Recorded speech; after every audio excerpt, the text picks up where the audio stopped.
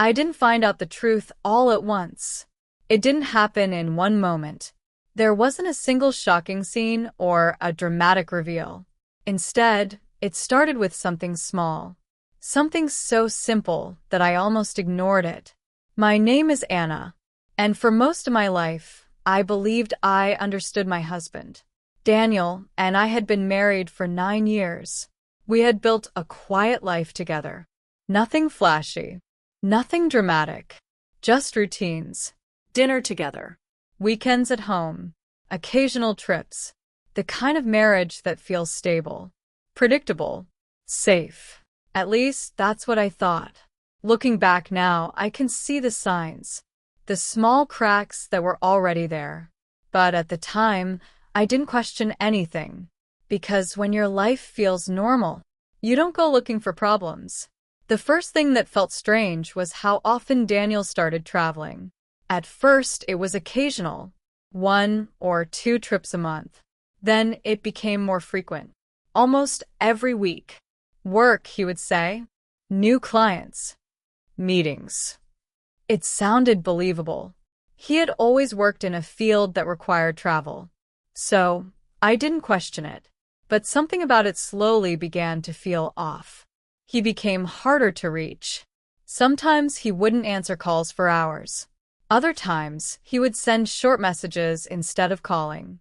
Busy. I'll call you later. Meeting ran long. The kind of messages that don't really say anything. At the same time, something else changed. The way he acted when he was home.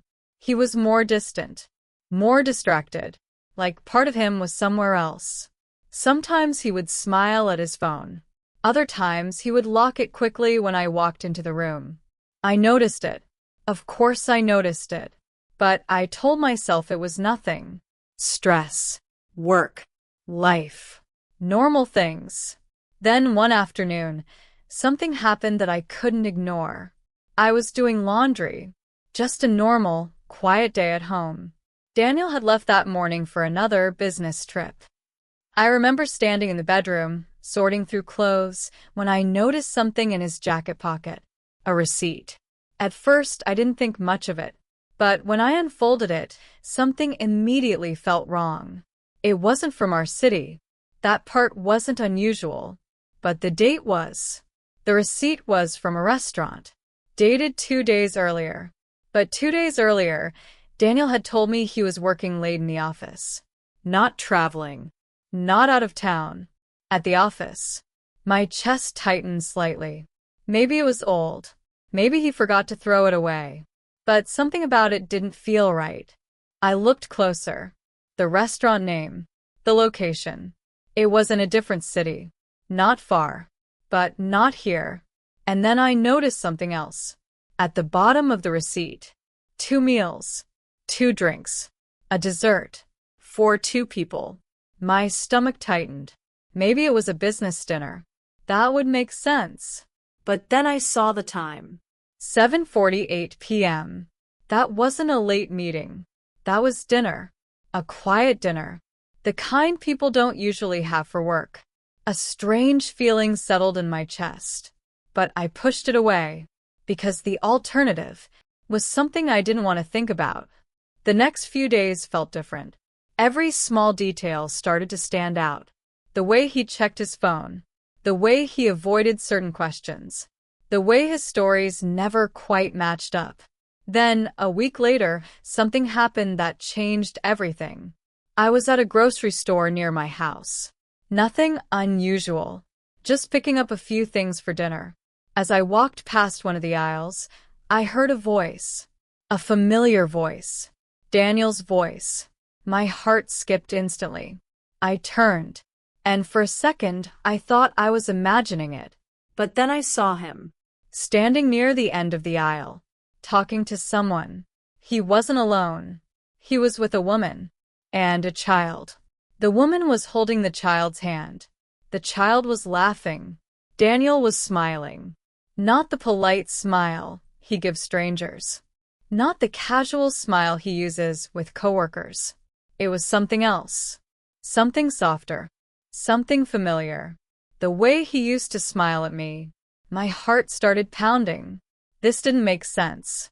He was supposed to be out of town, on a work trip. That's what he told me that morning.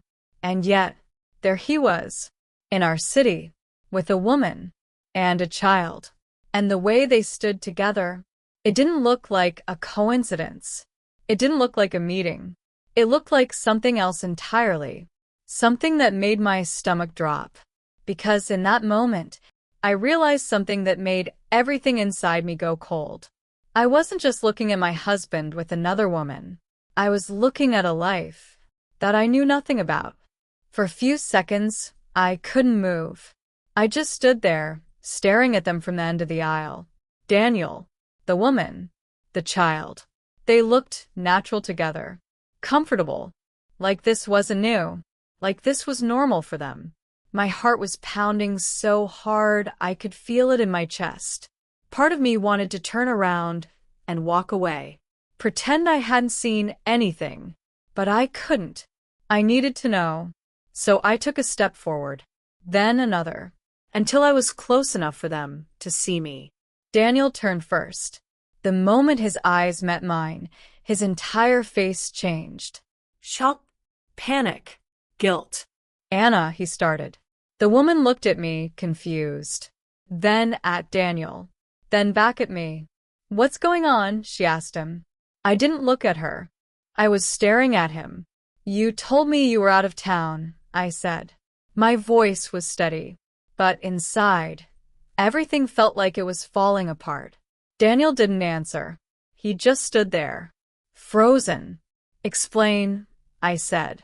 The woman frowned. Daniel, she said again. He closed his eyes for a moment, then looked at me. I was going to tell you, he said quietly. Those words hit harder than anything else. Tell me what? I asked. My voice was sharper now. He hesitated, then said the words that changed everything. They're my family. Silence. Complete silence. I felt like I couldn't breathe. How long? I asked. 3 years, he said. 3 years. 3 years of lies. 3 years of living 2 lives. 3 years of building another family, while still married to me. I let out a small, empty laugh. Not because anything was funny, but because the reality felt unreal. And you? I finally said, looking at the woman. Do you know about me? She looked confused, then slowly shook her head. I thought I was his wife. The words hit like a seconder. 2 lives. 2 marriages.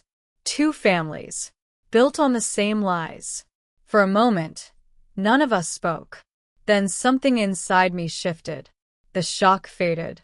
The pain didn't disappear, but it became clearer, colder, more defined. I looked at Daniel. You don't need to explain anything, I said. He stepped forward slightly. Anna, please. No. I shook my head. You made your choices already. I turned to the woman. I'm sorry, I said quietly. She looked just as broken as I felt. Then I looked back at Daniel one last time. I hope it was worth it. And with that, I turned around and walked away. I didn't cry. Not there. Not in front of them. I walked out of the store, into the parking lot, and sat in my car. My hands were shaking. My heart felt heavy. But my mind was clear. Because sometimes the truth doesn't come slowly. Sometimes it hits you all at once. And when it does, you realize that the life you thought you had never really existed at all.